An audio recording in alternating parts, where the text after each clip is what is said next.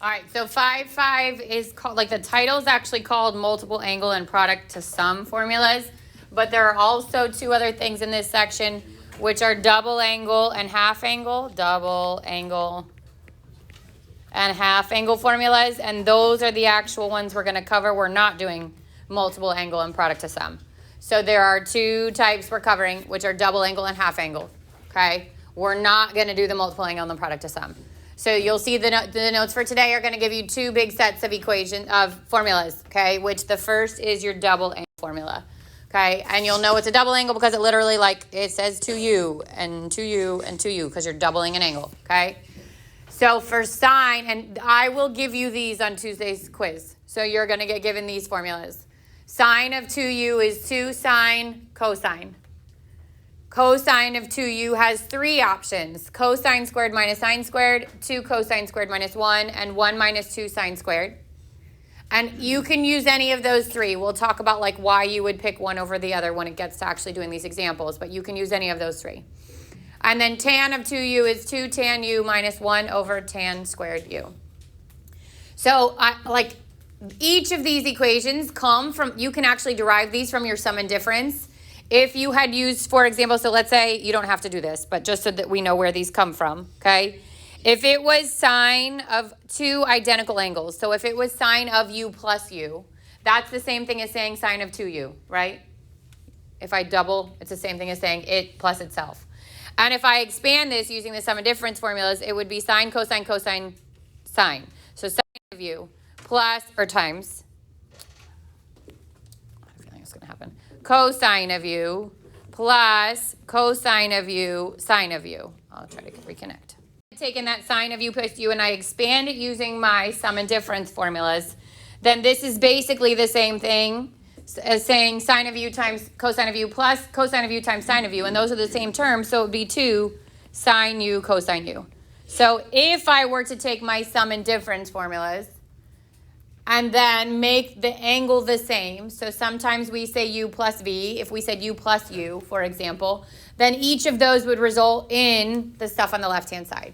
You don't need to know how to derive it. Just know that's kind of where it comes from, okay? Again, I'm going to give you a box of these formulas. So if you want to screenshot it so you can use it for your homework, I'm going to give you a box of these formulas and also the half angle when we get to there.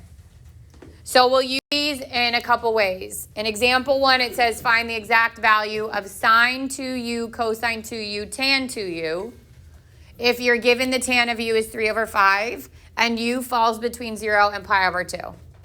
So first of all, is 3 over 5 on our unit circle?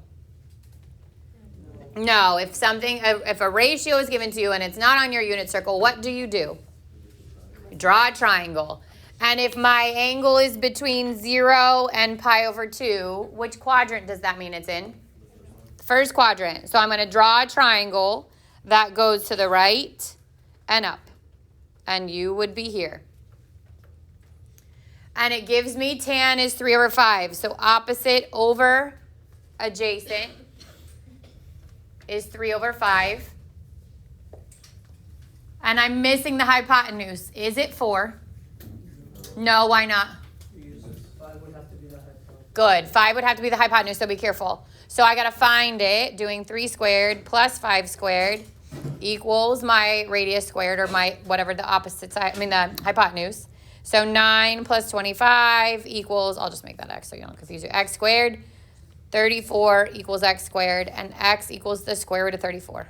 So I am completing the triangle using the Pythagorean theorem because that's not a triple. Okay, now I want to find sine 2u, cosine 2u, and tan 2u. So if you screenshot your formulas, you could pull them in. If not, you could just go up to the previous slide.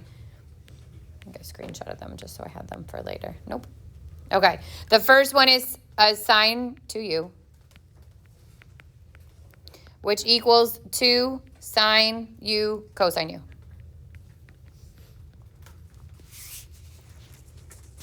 So what is sine of u in this triangle?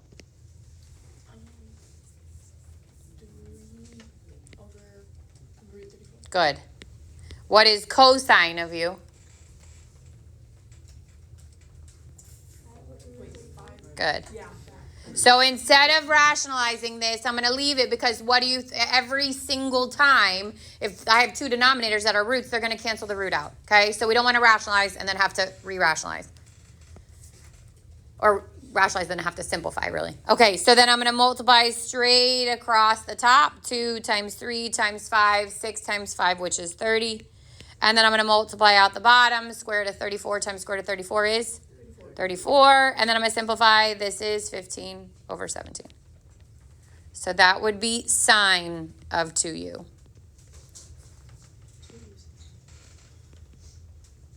The next one is cosine of 2u. And you had three choices: cosine squared minus sine squared, 1 minus 2 sine squared, or 2 cosine minus 2 cosine squared minus 1. It doesn't matter which one you pick. I would say if you pick the cosine and the sine, you're going to square off the square root on both and have a like denominator. So that would be the only reason I would say I would choose that cosine squared minus sine squared. So my cosine is 5 over root 34, and we're going to square it. My sine is 3 over root 34, and we're going to square it. All right, so now I'm going to square both those sides. So I get the square of 5, which is 25, over the square root of 34, which is 34, minus the square of 3, which is 9, over the square root of 34, which is also 34. So I get 16 over 34, or 8/17. That's your cosine to you. With me so far?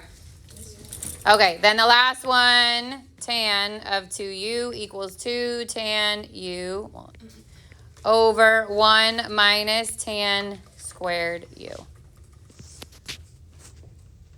So then my tangent, which was what was originally given to me, is 3/5. 2 times 3/5 over 1 minus 3/5 squared becomes 6/5 in my numerator. 1 minus 9/25 in the denominator. And that 1 has to have a like denominator, so I make it 25 over 25. And I get 16 over 25. And then change, flip it. So 6/5 times 25 over 16. 5 goes into 25 5 times. 6 and 16 are both divisible by 2. And I end up with 15 over 8. That's my tan of 2u. Yep. You're waiting. Yeah, go ahead. In this, so for example here, if you were asked to find sine, cosine, and tangent, and you already found sine of 2u, and you found cosine of 2u, what's the relationship between tangent and those two? Tan is the same thing as sine over cosine. So had it asked me for all three and you could then check your answer, I would have put sine over cosine and change flipped it. 17 over 8, which is 15 over 8, and that gives me tan, okay? On your quiz, it's not going to ask you for all three. On your quiz, it's going to ask you for one of them, so that's why I would say make sure you can separate them out and solve each one. But if you had to do all three, you could check it to get that last one. Questions on that example? Okay, then you're going to see it built into your solving. So kind of like what we did in 5.4, we pulled back in from 5.3. We're going to do the same here. We're going to take solving and now bring in our double angle stuff. So it says find the exact solution of the equation on the interval, and this should be a 0 with a bracket and a 2 pi with a parentheses, just like it normally is. And this time it says cosine of 2x minus cosine of x. Well, this is a double angle, right? So I can replace cosine of 2x with any of the double angle formulas, which are cosine squared minus sine squared, 2 cosine squared minus 1, or 1 minus 2 sine squared. So I get to choose which one I want to plug in. Think about what you're about to do. We're about to solve an equation. And when we're solving an equation, you would prefer all the trig functions to be the same, right? So which of those three would you pick? Good. I'm going to pick the second one because I only want cosines brought in. If I bring in the top one, I'm bringing in a sign. And if I bring in the bottom one, well, top I'm bringing cosine and sine. Bottom, I'm bringing in a sign. So I'm going to replace cosine 2x with 2 cosine squared x minus 1. There's still another minus cosine there, and it's still equal to 0. Now I've got a squared and a non-squared, so hopefully your brain is saying I have to factor. I'm going to put it in order. 2 cosine squared x minus cosine x minus 1 equals 0. And then we factor. You can substitute in another variable if the factoring throws you. I can make it 2a squared minus a minus 1 and then factor it that way. But you can also keep the cosines because it's just like having an x.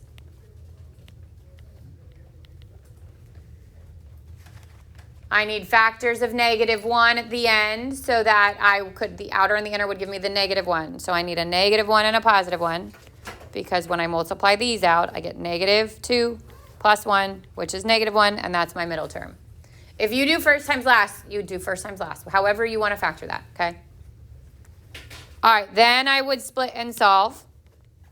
And on the left, I get 2 cosine x equals -1, and cosine x equals -1/2. And on the right, I get cosine x equals +1. So where on your unit circle is cosine -1/2? What's the denominator if it's a 1/2? A 3. And which quadrants is it negative? 2 and 3. So we're saying 2 pi over 3 and 4 pi over 3. I will also give you a unit circle for Tuesday. All right, cosine 1. Where's cosine 1? Quadrant 1. All the way on the right? Which is 0. And we don't include 2 pi because there's a parenthesis on that 2 pi.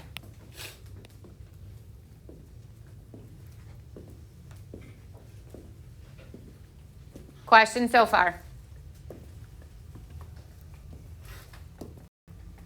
All right, now we're going to work backwards. So it says use a double angle formula to rewrite the expression.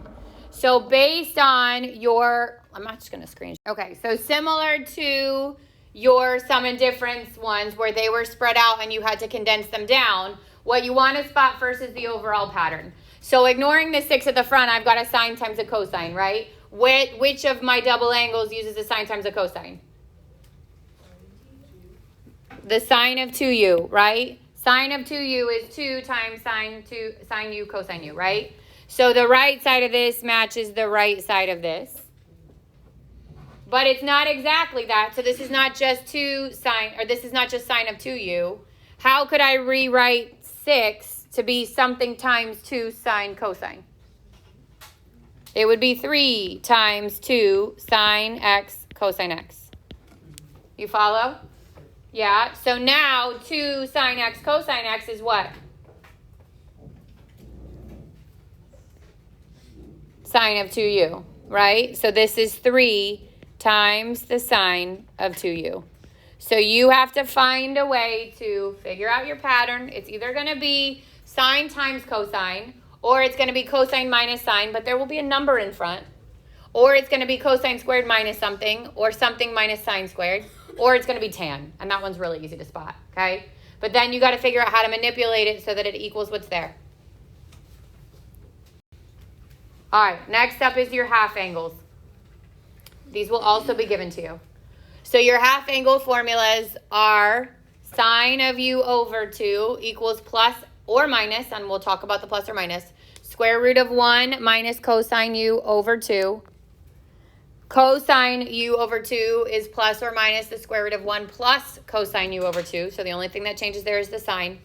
And then this time tan has 2 options, 1 minus cosine u over sine, or sine over 1 plus cosine u. And you get to pick, and there's not really an advantage. Like I would say maybe we don't want a sum in the bottom of your fraction, so I tend to pick the first one, but it doesn't matter. And then notice that the bottom says the signs of the signs like S-I-G-N, the signs plus or minus of sine u over 2 and cosine u over 2 depend on the quadrant that u over 2 lies in. So it's going to give you an initial, there's 2 kinds of questions here. An initial one where they give you an angle, Or an initial one where they give you a triangle, but they tell you what quadrant the initial one is in, okay? So whichever quadrant your half angle is in, you follow that sine rule. If I'm in the first quadrant, then I know both sine and cosine would be positive. So I would literally pick the positive. If I'm in the second quadrant, my sine would be positive, but my cosine would be negative. If I'm in the third, they would both be negative. And if I'm in the fourth, the sine is positive. I mean, the cosine is positive, but the sine is negative. So you determine the plus or the minus on that based on the location of your original angle. So go to example 5. It says use the half angle formulas to determine the exact values of sine, cosine, and tangent of the angle. So the first thing that we notice is the quadrant that this angle's in, because that determines which plus or minus we pick. 75 degrees is where? Quadrant 1, which means both the sine and the cosine are positive. So when we go to pick those formulas, we're going to pick the positive instead of the negative. Now I'm going to actually, I'll pull back in the formulas. I'm going to actually work these out. So slow today. Sorry. Using the formulas. So the first one I'm going to do is sine of u over 2. Now u over 2 is the double of 75. Because 75 is u. So if I double 75, I get what? 150. So what I'm using in this formula is 150. So when I find sine of u over 2, it's the square root of 1 minus cosine 150 degrees over 2. So the angle we use in the formula is double the initial angle. You can't use the initial angle because it's not a unit circle angle. So you have to double it. And we know to pick positive because of the original location of the angle, okay? So then I would go to the unit circle. I would find my angle 150. And that coordinate point is negative root 3 over 2 and 1/2. So I get the square root of 1 minus the negative root 3 over 2, which is the cosine at 150, over 2. Now I get the square root of 1 plus root 3 over 2 over 2. I gotta make 1 2 over 2 so it has a like denominator. So I get the square root of 2 plus root 3 all over 2. And that is still over 2. Now I keep change flip because that's 2 over 1 technically. So I multiply times 1 over 2. This is gone.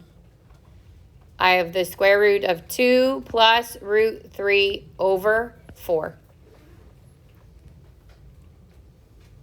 And then both the top and the bottom are square rooted, but I can simplify the bottom, right? What's the square root of 4? 2. So the numerator is still under the root, but the denominator becomes 2. This is the sine of u over 2.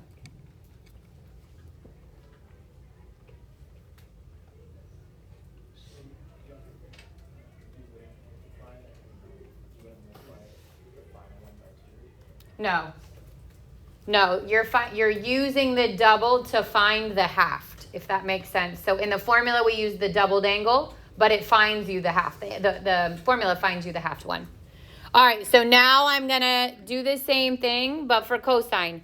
So cosine of u over 2.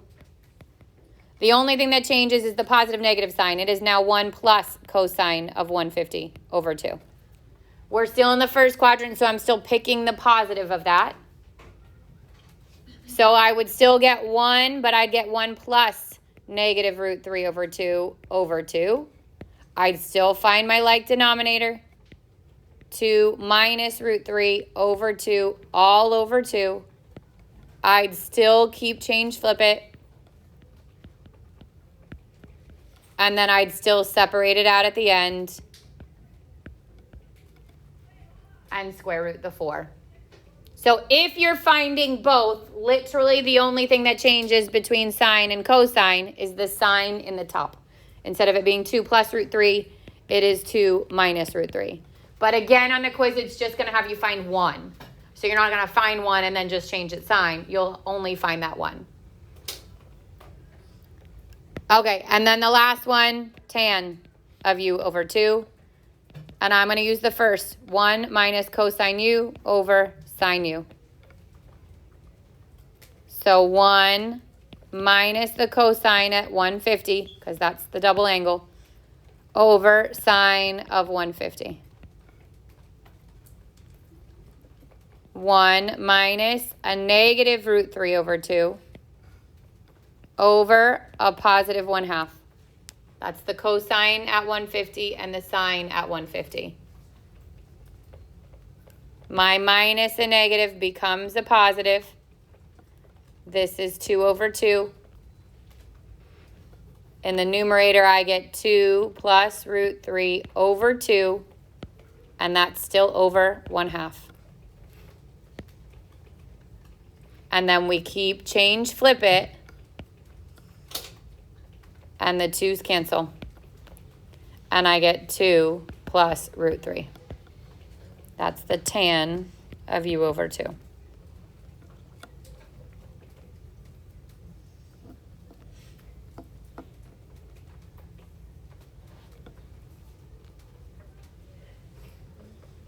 All right, I'm not going to work out B, but I would have taken it just in radians. I would have taken 5 pi over 2, located it. Where would 5 pi over 2 be? Which quadrant?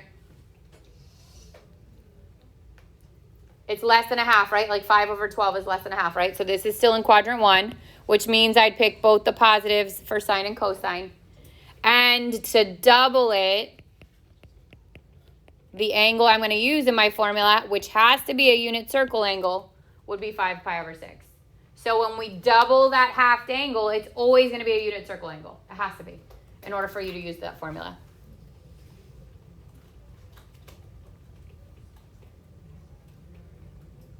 Questions? Okay, just like we did with our double angle, our double angle, we're going to do a triangle with the halved angle. So I use the same information. Here's the catch. Finding u over 2 is a little different. So if u is between 3 pi over 2 and 2 pi, where does it go? It's in the 4th quadrant. Okay? Now understand this. If I take an angle in the 4th quadrant and I cut it in half, where does it go? Pick an angle in the 4th quadrant. That's a nice whole round number. 300. 300 is in the 4th quadrant. That's a nice even number to split, right? If 300 is here and I cut it in half, where does it go? What's 300 divided by 2? 150. Where's 150? Quadrant 2. Any angle in the 4th quadrant cut in half goes to quadrant 2. Any angle in the 3rd quadrant cut in half, so pick a nice whole round number like 200. If I cut 200 in half, where does it go? 100. Where's 100? It also goes to the 2nd quadrant. And then any angle in the 2nd quadrant, so pick a nice whole round number like 100. Cut it in half, where does it go? 1st quadrant. So if my angle's in quadrant 4 or quadrant 3 and I cut it in half, it goes to quadrant 2. Quad 3 and quad 4 divided by 2 goes to quadrant 2. And quad 2 divided by 2 goes to quadrant 1. Obviously, quadrant 1 stays in quadrant 1. It just gets smaller. So that means that if u is in the 4th quadrant, that's where it started, that my u over 2 is in the 2nd quadrant. So if u over 2 is in the 2nd quadrant, what's true about the positive negative sign of sine?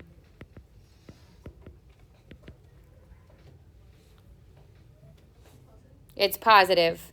What's true about the positive negative sign of cosine? Negative. So when we pick those formulas, we have to pick positive for sine and negative for cosine. And then we set up our triangle, which is in the fourth quadrant. So my -5, my -12, that's opposite, which is -5, over adjacent, which is 12. My missing side this time, that's a triple, it's 13. And now when I use my formulas, I use cosine of that triangle, and I use sine of that triangle for tan.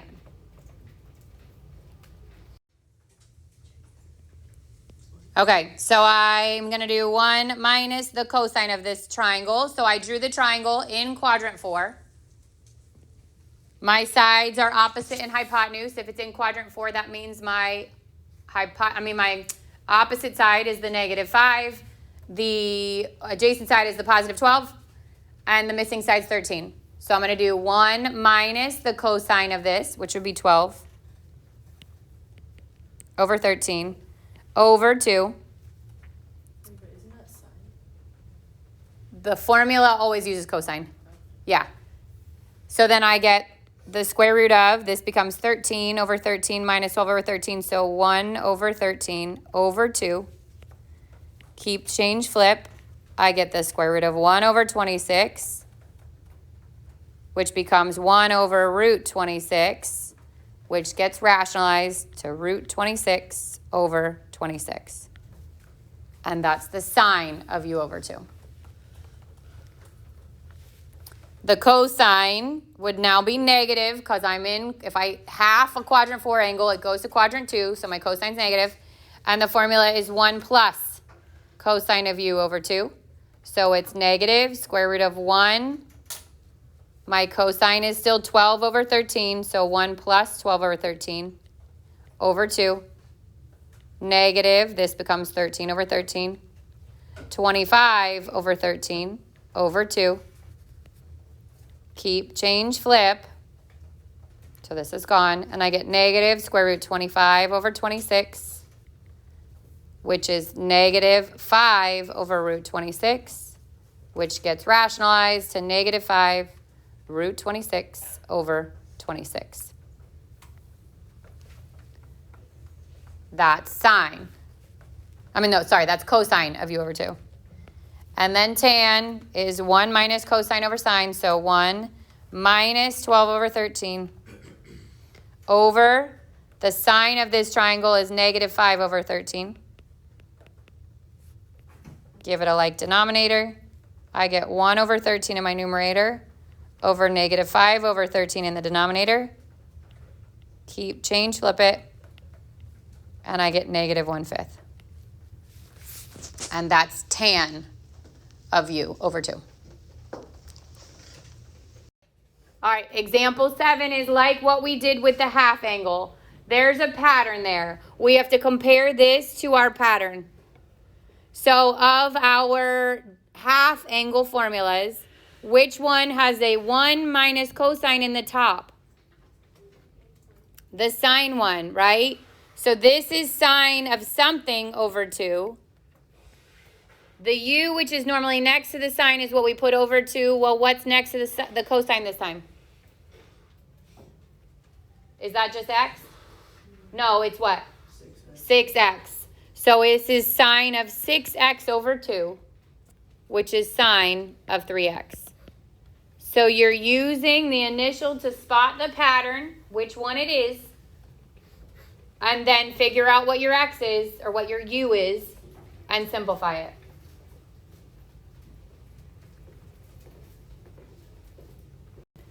Last one is solving, but with your half angles. So I'm going to look at my equation there. I'm going to notice that there's a x over 2 next to sine. So I'm going to replace x sine of x over 2 with square root of 1 minus cosine u over 2. Now we're going to assume this is first quadrant because it hasn't moved.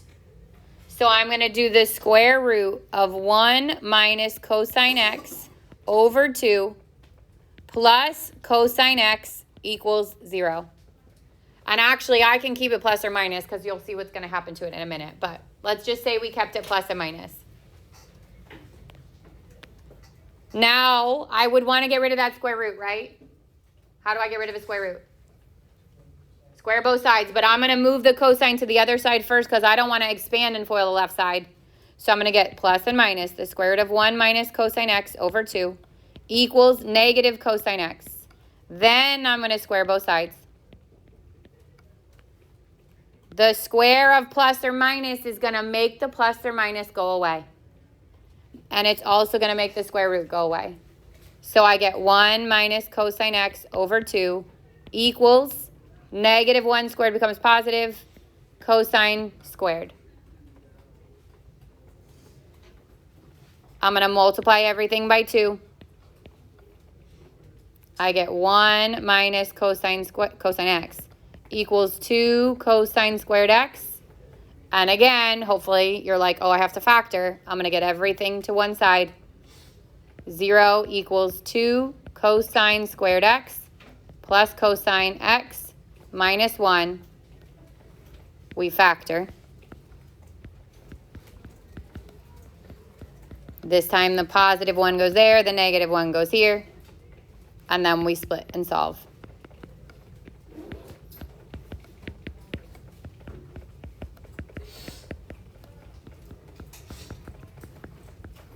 Cosine is a positive 1/2, and again, we're 0 to 2 pi, just like normal. Cosine is positive 1/2 at pi over 3, and 5 pi over 3, and negative 1 at pi.